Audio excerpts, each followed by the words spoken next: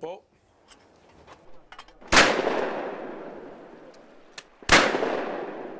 Two for two. It's early May, and Pittsburgh Steelers quarterback Ben Roethlisberger is spending the day with close friend and teammate Brett Kiesel at a skeet shooting range in Pennsylvania. You're up, Ghost Rider. Age before beauty. He's gonna kill me.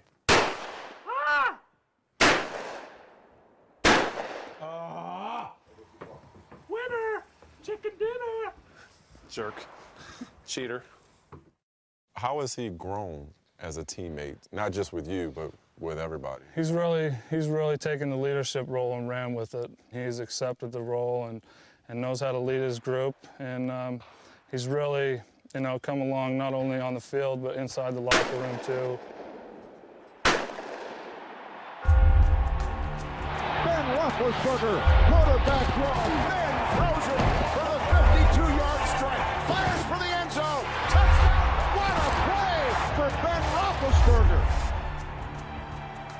As the face of the Pittsburgh Steelers, two-time Super Bowl champion Ben Roethlisberger is used to being the focus of attention.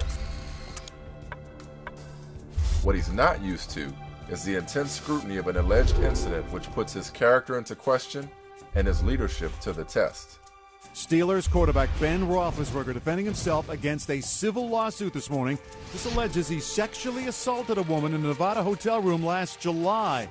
On July 17, 2009, 31-year-old Andrea McNulty accused Roethlisberger of sexual assault, battery, and false imprisonment.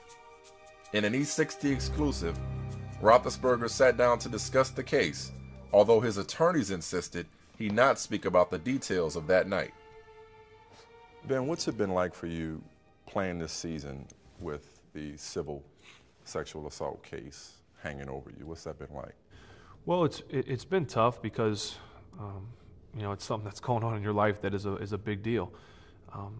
But I've been able to kind of put it behind me when I go into practice, when I go to work. And so for me, when it comes time for football, it's a singular focus on trying to win football games and be the best I can be. When you're not, preparing to play ball and you're at home or away from the game and you're alone with your thoughts, what goes through your mind during those times? A lot of times I don't. I just block it out. I try not to think about it until it's brought up from the media or I get a call from my agent or my attorneys, whatever. But for the most part, I just try and live my life as normal as I can. McNulty never filed a police report nor a criminal complaint. Her civil suit asserts Roethlisberger, who was a guest at the Harrah's Lake Tahoe casino where she worked, asked her to fix a television in his room. She alleges that Roethlisberger held her against her will, pushed her onto his bed, and proceeded to penetrate her. Roethlisberger learned of the suit while appearing at a celebrity golf tournament this summer, 1 year after the alleged incident. I was actually signing a ball for a little kid and was having fun and had a stack of papers handed to me. What was your reaction to that? You know what? I was blown away. It shocked me. It hurt because people that know me and that I'm close with know that this is ridiculous. I was just taken aback and didn't know what to think. 5 days after being served papers, the 27-year-old bachelor read a prepared statement. The allegations against me are reckless and false. I would never, ever force myself on a woman. What were you feeling? What was going through your mind? A lot of emotions. I was almost in tears because I got up there and I thought about my family. I thought about my teammates who are my family. It was almost like this is really happening moment. McNulty seeks a minimum of $440,000 plus punitive damages. She offered to settle out of court under the conditions Roethlisberger admit that he sexually assaulted her and donate $100,000 to a charity for abused women. Roethlisberger refused and in mid-October filed a countersuit. He accused her of extortion, abusive process, and defamation. Why take this course of action? Be as aggressive as you've been in fighting it.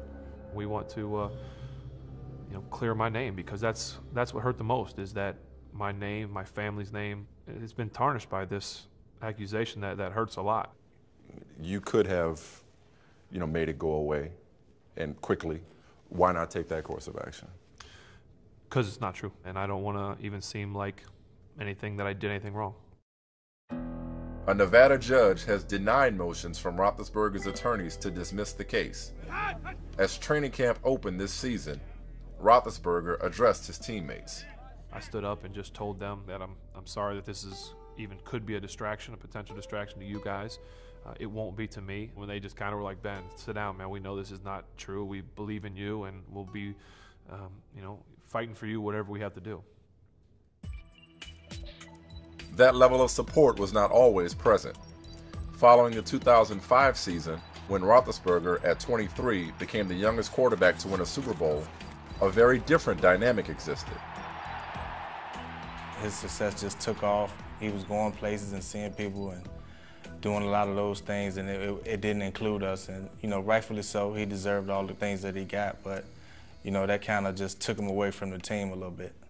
I was invincible. I was Superman. I was probably a little too confident, a little too cocky at times.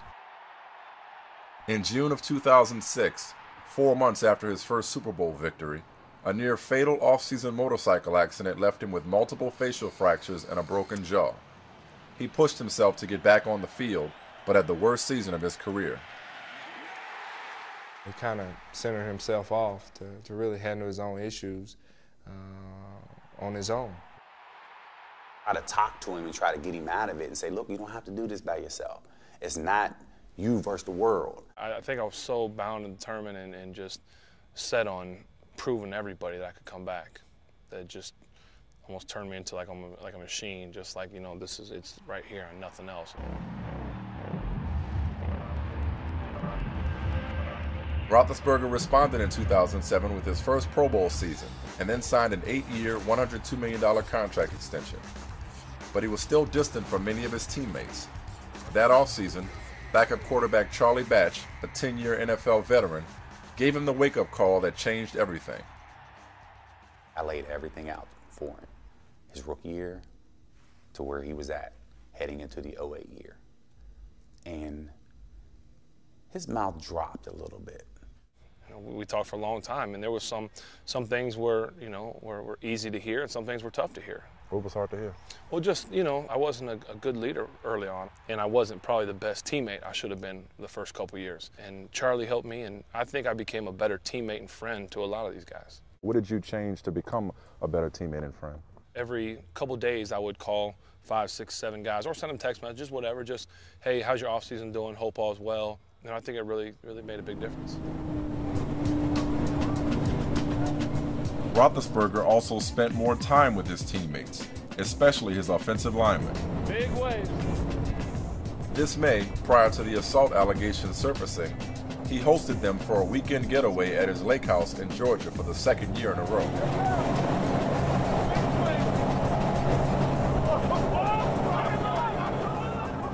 Why is it important for you to come down here with your offensive line? What did you get out of it as a group? Well, I started out last year as the reason I wanted to do it is I just wanted them to kind of get to know me, who I was, kind of away from football and all that. And I think we developed a really good relationship off of it. A lot of quarterbacks don't really extend themselves, and he did. And, it just shows you where he's at in his life, and for us to kind of be along with him and try to make the journey with him. Hey. It's come full circle. I think he relates with everybody well, and you can see that camaraderie when he's talking to guys, and you can tell that he really cares about everybody on the team. This season, Roethlisberger's teammates voted him a captain for the second straight year. He is playing perhaps the best football of his career, while the sexual assault case remains unresolved. What is the biggest thing that you've taken away from this experience? You know what? There's a lot of things can happen in your life. Good, bad, ugly, whatever it is. These allegations are just, they're tough. They're tough on me. But my teammates, knowing that they support me and have my back, that really just means a lot.